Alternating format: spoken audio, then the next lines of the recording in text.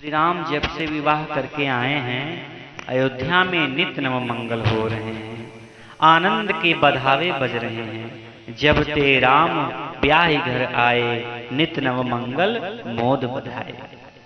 नगर की विभूति का वर्णन नहीं हो सकता। ऐसा लगता था कि अयोध्या को देख कर कि मानो बस विधाता ही की ही इतनी कारीगरी है, इससे बढ़कर अब किसी और सुख की कल्पना तक आप नहीं कर सकते। सब लोग बड़े प्रसन्न हैं। राम के रूप, गुण, शील और स्वभाव को देख करके सब लोग प्रसन्न हो रहे हैं और उनके विषय में लोगों के मुख से सराहना सुनकर के अवधेश प्रसन्न हो रहे हैं। सबके उर अभिलाष अस कहीं मनाई महेश। गोस्वामी तुलसीदास जी कह रहे हैं, सब भोलेनाथ से प्रार्थना कर रहे हैं कि बस अब हमारी एक ही इच्छा है, अवधवासियों की केवल एक इच्छा है कि दशरथ महाराज अब अपने राज सिंहासन को छोड़ करके उस सिंहासन पर श्री राम जी को राज्याभिषिक्त कर दें। और बंधुओं में कहूं, ये इच्छाएं अनंत हैं। किसी की इच्छाएं आज तक पूर्ण हो सकी हैं? जब अवधेश के घर में संतति नहीं थी, तब भी लोग कहते थे कि महाराज हमारी एक ही इच्छा है कि राज सिंहासन का उत्तराधिकारी मिल जाए। और जब अवधेश के घर में 4 पुत्र हुए कि नहीं हुए, भगवान ने उनकी इच्छाओं को पूर्ण किया। और जब पूर्ण हो गई तो एक और इच्छा हो गई कि भगवान शीघ्र अतिशीघ्र चारों भैया का विवाह कर दे।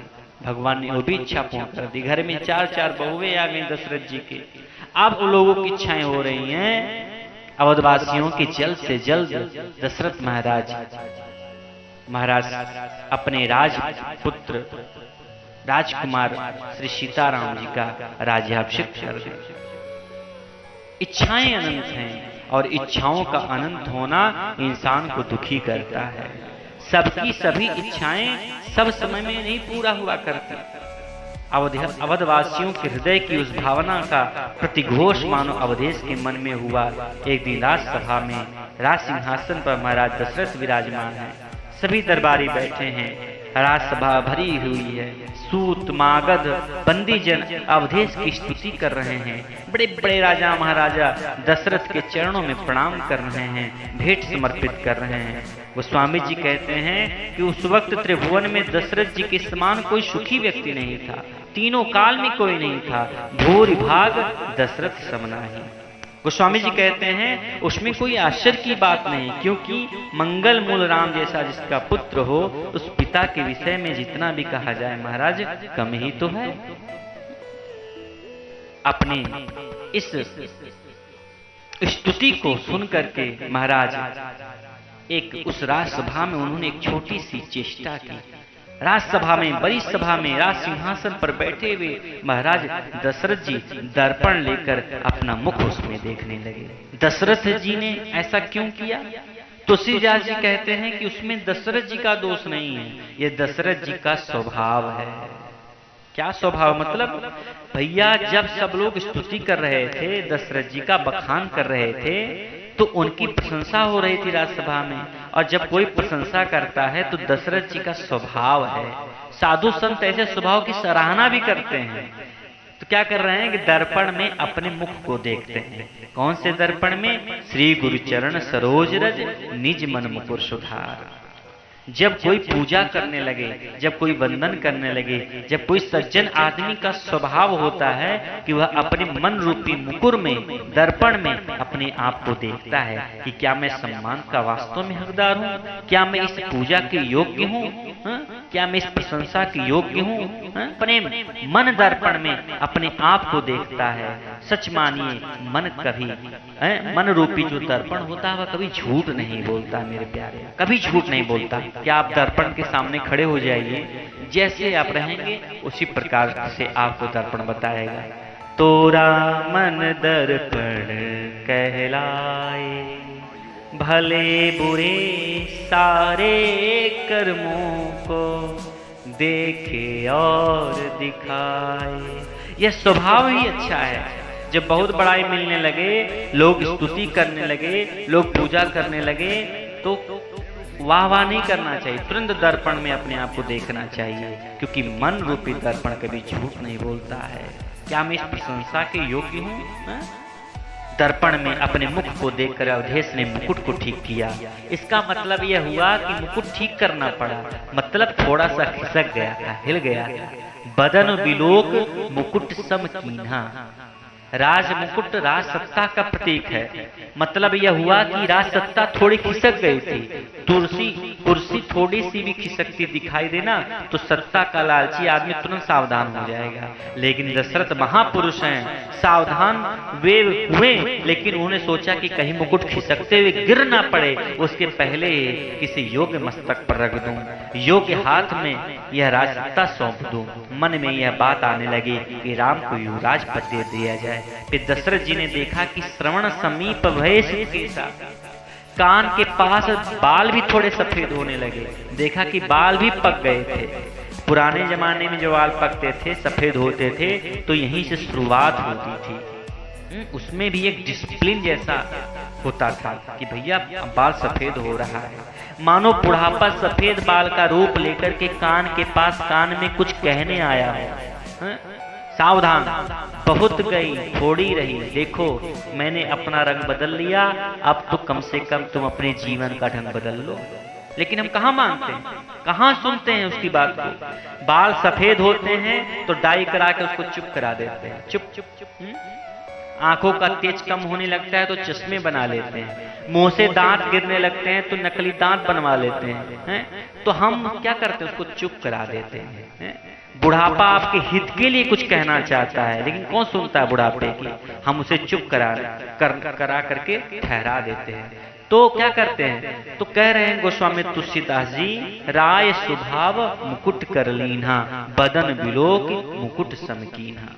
अवधेश सावधान हो गए और विचार करके अवधेश एक दिन सुदिन सुअवसर पाए अपने गुरुदेव वशिष्ठ के आश्रम में गए उनसे अनुमति लेने। लेकिन आज गुरुदेव को प्रणाम करना ही भूल गए, प्रणाम करना भूल गए महाराज। तो गुरुदेव समझ गए कि लगता है कोई बहुत बड़ी बात करने आए हैं, किसी महत्वपूर्ण बिंदु की चर्चा के लिए आए हैं, इसलिए अवधेश प्रणाम करना भूल गए। वरना अवधेश कभी ऐसा अविवेक नहीं कर सकते। बहुत महत्वपूर्ण बात आई गुरुदेव के सामने कि गुरुदेव अब मैं बूढ़ा हो गया हूँ, श्री राम योग्य हो चुके हैं, यदि आप आज्ञा दें तो मैं श्री राम का राज तिलक कर दूं। देखिए, एक चक्रवर्ती सम्राट की सत्ता है और अपने ही उत्तराधिकारी पुत्र को सत्ता का हस्तांतरण करना है, लेकिन वह चक्रवर्ती सम्राट भी निर्णय करने में स्वतंत्र नहीं है। पहले गुरुदेव की आज्ञा चाहिए, राजदंड पर धर्मदंड था। चक्रवर्ती सम्राट भी ऋषियों से पूछ करके काम करते थे। हमारे यहाँ परंपरा था कि राजा अश्वमेध यज्ञ करके दिग्विजय करता था, उसके पश्चात संपूर्ण पृथ्वी का एवं सार्वभौम स्वामी बनकर यज्ञ के अंत में अवभृत स्नान करके चक्रवर्ती पद को प्राप्त करता था। चक्रवर्ती सम्राट 3 बार बोलता था, अदंड्योऽस्मि अदंड्योऽस्मि अदंड्योऽस्मि, अर्थात दूसरा कोई अपराध करे तो मैं उसको दंड दे सकता हूँ, किंतु चक्रवर्ती सम्राट के रूप में मैं अदंड हूँ, मुझे कोई दंड नहीं दे सकता। तब उसके धर्म गुरु उसके पीछे खड़े होते थे, हाथ में धर्मदंड। चक्रवर्ती सम्राट के मस्तक से धर्मदंड लगा करके धर्म गुरु 3 बार बोलते थे, धर्मदंड्योसी धर्मदंड्योसी धर्मदंड्योसी। हे चक्रवर्ती सम्राट, आप भी अदंड नहीं हो सकते। यदि आपने कोई गलत काम किया तो आपको दंड देने वाला धर्म होगा। इसलिए राजदंड के ऊपर धर्मदंड होता था। गुरुदेव से पूछा है अवधेश ने, यदि आप आज्ञा करें, अनुमति दें, यदि ये बात धर्म सम्मत हो तो आप मुझे आज्ञा दें ताकि मैं राम का राज तिलक करूं। सुन करके वशिष्ठ जी भी बड़े प्रसन्न हुए। राजन, बहुत बड़ा अच्छा विचार है, अच्छा निर्णय है, धर्म सम्मत बात है, हमारी अनुमति है। अवधेश ने कहा, तो फिर गुरुदेव शुभ मुहूर्त बताइए ताकि उस शुभ मुहूर्त में मैं राम का राज तिलक करूं। तब वशिष्ठ जी ने कहा, वह जीवन का सूत्र है, बेग विलंब न करिय नृप, साजिय सबों समाज, सुदिन सुमंगल तब ही जब राम होए जुबराज। राजन, जल्दी करो, अविलंब यह कार्य करो, त्वरित राज तिलक करो, विलंब न करिए, विलंब न करो, तुरंत राज्याभिषेक की तैयारी करो। गुरुदेव, मुहूर्त सुदिन सुमंगल तब ही, अरे राजा राम बने वही शुभ मुहूर्त है। तदेव लग्नम सुदिनम तदेव ताराबलम चंद्रबलम तदेव विद्याबलम दैवबलम तदेव लक्ष्मीपते गृहम स्मरामि। अरे राम राजा बने वही ठीक है महाराज, हैं? तो फिर से कल राम का राज्य अभिषेक करूंगा। कल पर बात को टाला, यह निर्णय अवधेश का है। गुरुदेव ने तो यहाँ तक कह दिया था कि बेग विलंब न करिए नृप, सजई साब साजु सबु समाज। कल राम का अभिषेक करेंगे, यह निर्णय अवधेश का है, गलत निर्णय था। कल अवधेश के जीवन में कभी आया ही नहीं प्यारे। अवधवासियों के जीवन में 14 वर्ष के बाद आया, लेकिन अवधेश के जीवन में वह कल कभी नहीं आया। इसलिए एक सूत्र है, एक मार्गदर्शन है, शुभ कार्य में कल कभी ना करो, अशुभ कार्य में आज ना करो। हमने चर्चा की है, फिर से याद दिला दूं, अशुभ में आज नहीं और शुभ में कल नहीं। शुभ कार्य को कल पर मत टालो। कोई बुरा कार्य करने की वासना मन में जागे तो उसको कल पर टालो और आप अशुभ से बच जाओगे। यदि शुभ को कल पर टाला तो आप शुभ से वंचित रह जाओगे। मुदित महीपति मंदिर आए, मुदित होकर के राजमहल में आए और सेवक सचिव सुमंत्र बुलाए। अमात्य संस्था के अध्यक्ष हैं सुमंत्र जी। कहा तुम प्रजा के प्रतिनिधि हो, आप लोगों से मैं अभिप्राय चाहता हूँ, मेरे मन में इच्छा चाहती है। गुरुदेव ने भी आज्ञा प्रदान कर दी है, यदि आप लोग की बात ठीक लगे हैं तो राजा राम का अभिषेक कर दिया जाए। सभी लोगों ने अपने हृदय की बात बोली कि बहुत सुंदर, हम लोगों के मन में भी यही अभिलाषा है। यह सुनकर के दशरथ जी प्रसन्न हो रहे हैं। गुरुदेव से आज्ञा लेकर के राज्याभिषेक की तैयारी करने लगे। कल राम का राज तिलक होगा, कल। और बंधु कल कभी नहीं आया, कल कभी आया ही नहीं राम जी के जीवन में। और बंधु मैं कहूं, हमारे भी जीवन में कल कभी नहीं आता। हम लोग जीवन भर यही कहते हैं कि कल करेंगे, लेकिन कल कभी आता नहीं। मर्यादा पुरुषोत्तम भगवान श्री राम कहते हैं लोगों को समझाते हुए कि लोग कहते हैं ना कि कल करूंगा, ये जीवन के सूत्र को तुम अपने जीवन से निकाल दो। यत् चिंतितम तदिह दूरतरम प्रयाति। अरे जो सोचा जाता है वह अत्यंत दूर हो जाता है। तदिह दूरतरम प्रयाति यच्चे दृशापि न ददम दियोपयति प्रातर भवामि वसुधादित्य चक्रवर्ती सोहम वज्राम विपिने जटिलस तपस्वी।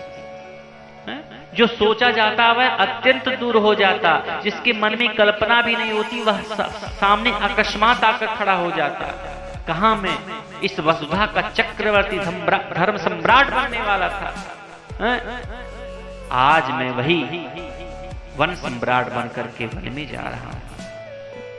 ये स्वयं श्री रामचंद्र जी कहते हैं विपिने जटिलस तपस्वी, मैं जंगल में जा रहा हूं तपस्वियों की भांति। लिए बंधुओं कल हमारे जीवन में नहीं आता, इसलिए काल करे सो आज कर, आज करे सो अब, पल में प्रलय होएगी बहुरी करोगे कब। हर शुभ कार्य को कल पर नहीं टालना चाहिए। रामचंद्र जी का राज्याभिषेक सुनकर सभी परम हर्षित हो रहे हैं। अवधेश ने वशिष्ठ जी को बुलाया है। राम जी के महल में समय उचित उपदेश देने के लिए वशिष्ठ जी को भेजा है। गुरुदेव वशिष्ठ का आगमन सुनते ही श्री सीताराम महाराज बाहर आए।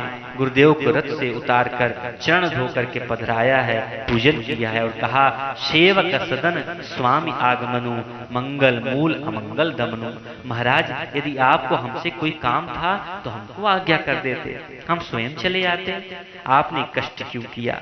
और वैसे आप आए हैं मंगलकारी है, कहिए क्या आज्ञा।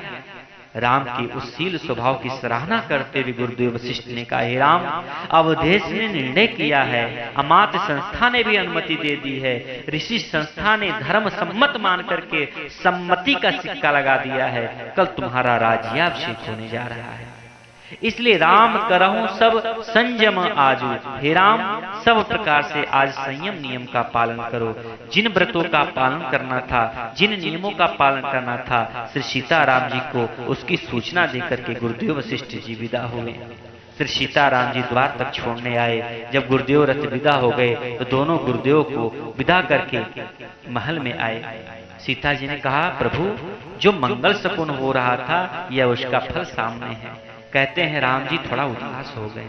सीता जी ने कहा, इतनी आनंद वाली बात और आप उदास क्यों हैं? राम जी ने कहा, सीते हम चारों भाई एक साथ जन्मे, चारों एक साथ पले बढ़े, चारों का यज्ञोपवीत एक साथ हुआ, चारों का विद्याधन एक साथ हुआ, खेलना सोलना सब, भोजन शयन केली लड़काई, सब कुछ साथ साथ हुआ। यहाँ तक कि चारों भाइयों का विवाह भी एक ही साथ एक ही मंडप में हम चारों भाई एक साथ रहे। लेकिन अब राजा बनने की बात आई तो अन्य भाइयों को छोड़कर मैं अकेला राजा बन जाऊं, यह मुझे अच्छा नहीं लग रहा है।